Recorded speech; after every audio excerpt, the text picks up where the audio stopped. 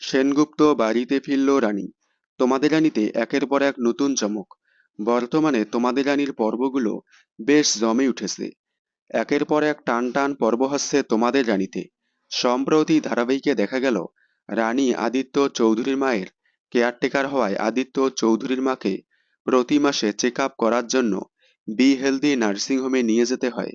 যেহেতু রানী আদিত্য চৌধুরীর মায়ের কেয়ারটেকার, তাই এবার আদিত্য চৌধুরী রানীকে বি হেলদি নার্সিংহোমে চেক আপ করার জন্য নিয়ে যেতে বলে। তার কথা অনুযায়ী রানী তাকে সেখানে নিয়ে গেলে ডক্টর দেখার পর রানী বাইরে কথা বলতে আসলে সেখানে দেখা হয় শুক্লার সাথে। রানী তার শাশুড়ি শুক্লাকে দেখে চমকে ওঠে। এদিকে শুক্লাও রানীকে দেখে চমকে ওঠে। সেখানে উপস্থিত ছিল রিতম। তাহলে কি এবার রানীকে সেনগুপ্ত বাড়িতে নিয়ে যাবে শুক্লা? রিতম এবং শুক্লা মিলে কি রানীকে আবারও বাড়িতে ফিরিয়ে নিয়ে যাবে, নাকি আবারও রানী আদিত্য চৌধুরীর বাড়িতে ফিরে যাবে? কি ঘটতে চলেছে আগামীতে?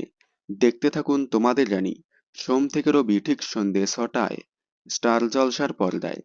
বিনোদন জগতের সকল আপডেট সবার আগে পেতে চ্যানেলটি সাবস্ক্রাইব করে পাশে থাকা বেল আইকনে ক্লিক করে রাখুন। ধন্যবাদ।